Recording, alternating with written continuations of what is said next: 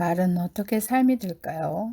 어른답게 말하는 법? 이런 책도 있어서 읽어봤는데요. 성격이 못돼서 구설에 오른다. 못된 성격은 말로 나타나게 마련이다. 구설은 그 사람에 대한 평판이라고 작가분은 이야기를 하세요. 내가 덕이 없어서 그렇다고 받아들이고 나를 변화시키는 계기로 활용해야 한다고 말씀하시더라고요. 안녕하세요. 푸시케 인사드립니다. 오늘은 제가 강원국님의 그 어른답게 말합니다. 이런 그 책을 또 제가 오디오북으로 다 읽진 않았지만 읽었었거든요. 좋은 말들이 있어서 제가 몇 가지 이야기 드리려고 읽은 것 중에서 들었던 거를 이야기하려고요. 요즘에 무슨 일이 일어나는 거는 거의 말 때문에 일어나잖아요. 말을 잘 하기도 해야 하지만 또 말을 잘 듣기도 해야 되고 그런 거에 대해서 굉장히 일목요연하게 말씀을 잘 해놓으셨어요. 좋은 말들이 많고 해서 저도 이 책도 한번 사서 보고 싶은 그런 책이어서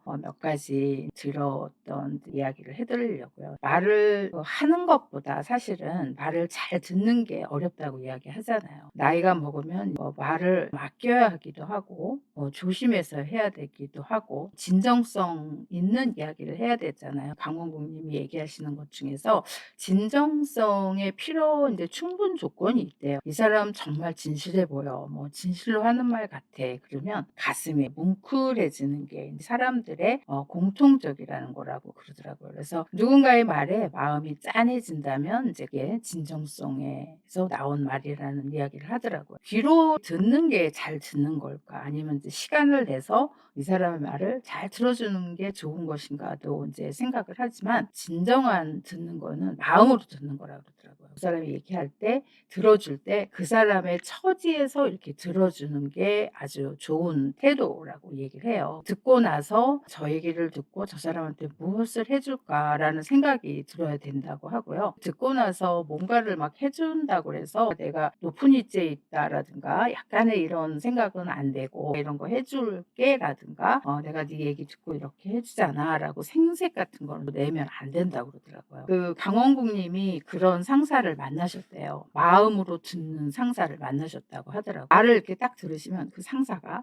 일단은 그 말에 대해서 칭찬을 한대요. 칭찬을 한 다음에 그 말 중에서 이러이러한 부분이 부족한 부분이었다라고 이렇게 얘기를 해주셔서 항상 그 말의 책임을 자기가 한 말에 대해서는 믿어주시고 책임을 져주셨대요. 진짜 그런 상사, 어른 이런 사람을 만나는 게 쉽지 않잖아요. 그래서 내가 만약에 이런 얘기를 해줬을 때 그분이 좀 잘못된 말이었다 그러면 그 상사가 책임을 져주고 왜냐하면 이제 다른 대외적인 다른 외부에서 오는 비난이나 이런 게 있잖아요. 그러면 그 상사가 커버를 해주고 이제 다 잘됐다 그러면 서로 우리 팀원들이 아니면 우리 밑에 직원한테 이제 공을 이렇게 나누는 그런 상사를 만나서 정말 행복했다라는 늘 그분은 이제 말할 거리를 항상 찾아다니면서 공부도 하고 연구도 했대요. 말하자면 내가 무슨 이야기거리를 이 상사한테 해드리지? 이제 이런 왜냐하면 얘기를 하면 즐거운 거예요. 얘기를 해드리고 그러면 거기에 공감하고 칭찬하고 같이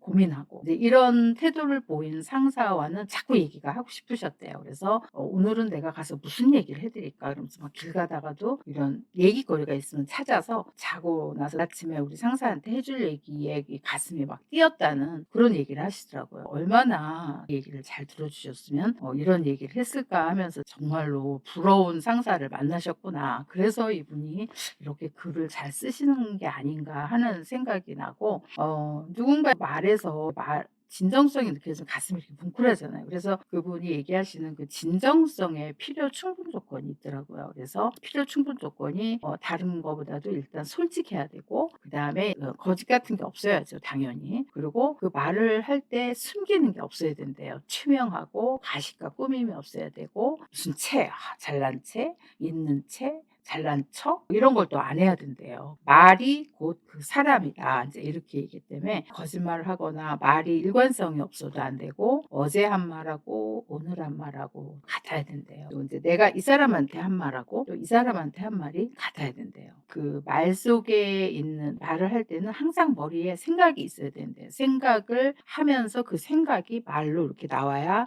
말에 실수도 없고 듣고 말이 좋다는 이야기를 하더라고요. 내가 말할 때는 듣는 사람을 배려하고 아끼는 마음이 있어야 그 말에도 진정성이 있는 거래요. 인제 '내 말이 저 사람한테 충분한 도움이 되었으면 좋겠다.' 이런 그 간절함이 있어야 된다네요. 그렇게 얘기를 하려면 어떻게 해야 되느냐. 내가 그 말을 하기 전에 그 말을 다듬고 공을 들이고 정성을 들이는 뭐 이런 작업도 필요하다는 거예요. 우리가 말을 할 때는 사실 즉석에서 하는 말들이 많잖아요. 그렇지만 이제 공식석상에서 하는 거는 물론 준비를 하고 정성을 들이지만 즉석에서 하는 말들은 그렇게 하기가 쉽지 않잖아요. 그래도 말을 할 때는 조심하고 정성을 들여서 해야 된다는 진정성의 필요 조건이라고 이야기를 하시더라고요. 내가 얘기를 할 때 상대방이 내 말 속에서 뭔가를 얻어가야 된다는 거예요. 내가 해준 말 때문에 저 사람이 달라졌다거나 위로를 받았다거나 정보를 내가 이렇게 제공을 했다든가 지식을 가르쳐 드렸다든가 통찰을 해서 이런 걸 이렇게 해야 되겠다라고 느꼈다든가 재미가 있던가 이게 말의 진정성이라고 하는 거예요. 뭔가를 얻게 되는 것, 어떤 사람의 말을 듣고 저 사람한테 배울 게 이런 게 있구나라듯이 그런 게 말의 또 중요성, 진정성이라고 하는 거예요. 듣는 사람이 아무것도 얻지 못하고 내가 뭘 들었지? 이러면은 그 말에 힘이 없다는 이야기를 하더라고요. 저도 느꼈지만 말이나 글에는 항상 인격이 있다고 느끼거든요. 강원국 선생님도 그런 이야기를 하시더라고요. 50이 넘거나 40이 넘으면 얼굴에 책임을 지라고 하잖아요. 근데 이분은 강조하는 게 얼굴에 책임지는 것보다 말에 책임을 져라라는 말도 하신대요. 그분은 어떤 분을 보실 때 그분이 하는 말에서 그분을 판단을 한대요. 그렇게 해서 말을 어떤 사람을 볼 때 그 사람이 판단되기 때문에 말을 할 때는 이런 규칙을 지키면서 하면 다른 사람한테 내가 이렇게 좀 인격에 하자가 있거나라고 안 느낀다는 규칙이 있다고 하더라고요. 강원국 선생님이 만들어 놓은 규칙인 것 같아요. 어떤 거냐면 내가 한 말을 곱씹어 본대요. 내가 몸동작, 저도 이렇게 막 얘기를 할 때 이렇게 하잖아요. 자기가 말할 때 하는 동작들도 살펴야 된대요. 그래서 그분은 이제 이야기할 때 손가락을 뭐 이렇게 하면서 이야기를 하셨대요. 아마 가르치는 습관이 있어서 그러셨을 것 같아요. 그래서 그런 것도 어떨 때는 상대방한테 약간의 기분 나쁨을 줄 수 있다. 그래서 고쳤다라는 이야기를 하시더라고요. 그래서 어느 누구나 눈빛, 그다음 표정, 이 행동 이런 거를 많이 지켜야 된다는 이야기를 하시더라고요. 그리고 말할 때 얼버무리지 말아야 된대요. 얼버무리면 뭔가 숨기는 것 같고 뭔가 불분명한 투명하지 않은 게 보여져서 별로 좋은 평가를 못 받는다고 해요. 그리고 같은 말을 할 때에도 항상 긍정적인 말을 하라고 하더라고요. 긍정적인 말을 많이 하고 부정적인 말을 할 때도 긍정적인 방법으로 이렇게 입혀서 이야기할 수도 있다고 얘기를 하셨던 것 같아요. 같은 말을 해도 어떤 목적이 있는 말을 해야 된대요. 실없이 하는 말보다는 '내가 이 말을 왜 하지?' 이런 목적. 내가 저분을 설득하기 위해서 한다든가 같이 친해지기 위한 친교를 위해서 한다든가 재밌게 대화를 나누든가 목적에 맞는 말을 해야 된다는 이야기를 하셔요. 후회할 말을 하지 말아야 된대요. 제가 들으면서 많은 생각을 했어요. 강홍 선생님이 생각하시는 게 참 많은 부분이 우리가 이미 알고 있는 부분들이거든요.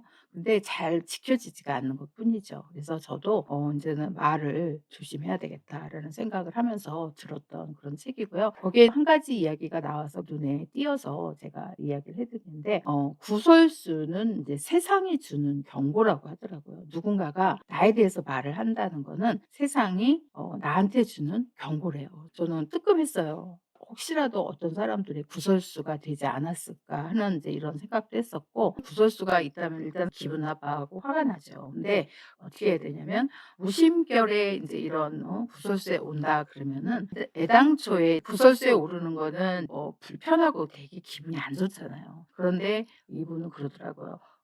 성격의 문제일 때 구설수에 오른대요. 그분의 성격이 일반적이지 않을 때. 그리고 못된 성격인 사람들이 못된 말로 이야기하다가 그 말에서 와전돼서 충동적인 말로 해서 구설수에 오르고 이런 이야기를 하시더라고요. 구설이라는 거는 그 사람의 평판이래요. 그러니까 좋은 구설수는 없죠. 평판은 좋은 평판, 나쁜 평판이 있지만 구설수는 대부분 별로 좋지 않은 이야기들 많이 하잖아요. 그래서 만약에 구설수를 들었다 그러면 팔팔 뛰고 화를 낼 일이 아니라 '내가 덕이 없어서 그렇구나.'라고 받아들여야 된다는 이야기를 하시더라고요. 변화시킬 나를 통찰하고 생각을 해 봐야 된다고 이야기를 하시더라고요. 많은 구설수를 이렇게 들어보면 남의 말을 하는 사람들 때문에 말을 듣게 된다는 거예요. 말을 좋아하면 남의 말을 많이 하게 되잖아요. 우리말도 하지만 남의 말을 내가 하면 다른 사람도 내 말을 한다는 걸 항상 마음에 갖고 내 말을 하는 걸 조심을 해야 된다. 남이 흉볼 때 같이 맞장구 치는 것도 안 된대요. 그것도 구설수에 오르고 제일 가까운 사람한테 말조심을 해야 된다고 하더라고요. 왜냐면 가까우니까 많은 걸 알잖아요. 그 사람이 그 사람에 대한 단점이나 이런 걸 이야기를 한다는 거예요. 그래서 가까운 사람한테도 말 조심해야 되고, 이 사람들이 구설수에 오르는 건 그 사람이 가지고 있는 역량보다 잘 됐을 때도 구설에 오른대요. 다 평준한데 그 사람만 뛰어난 거야. 그 사람이 가지고 있는 게 너무 큰 거예요. 그 사람의 수준에 더 오버된 것 때문에 사람들이 말을 한다는 거예요. 말하자면 질투일 수도 있을 것 같기도 해요. 아니면 이 사람이 가지고 있는 수준이라고 생각했는데 그거보다 이하일 때도 구설수에 오른다는 거예요. 그래서 만약에 어떤 분이 승진을 하셨고 돈을 많이 버셨는데 직원들한테 밥 한 번 안 샀다. 대접해야 되는데 안 했다 이러면 그분이 구설에 오른다는 거죠. 아우 돈도 많이 버셨고 저렇게 좋은 직위에 올라갔는데 밥도 안 사. 뭐 이게 구설수가 된다는 거예요. 그 사람이 판단되는 거는 그 사람이 가지고 있는 역량보다 나을 때도 그렇고 그 사람이 가지고 있는 것보다 낮을 때도 있다는 이야기를 하시더라고요. 저도 오늘 이런 여러 가지 강원국 님이 얘기하신 요 말씀으로 몇 가지 이야기를 했는데요. 다른 이야기도 많더라고요. 오늘은 여기서 끝내고 다음에 또 말씀드릴게요. 여러분도 혹시 어떤 구설수가 있거나 그러면 나를 성찰하고 나를 돌아보고 내가 변해야 돼야 하는 것들이 있는지 돌아보는 계기가 되시기 바랍니다. 이 책이 좋으시면 한번 사셔서 읽어보세요. 좋은 말들, 우리가 이미 알고 있는 말들이 많아요. 근데 실천이 안 되는 거죠. 여러분도 이런 좋은 책 시간 되시면 읽어보시기 바라면서 여기서 마치겠습니다. 감사합니다, 여러분. 바이바이.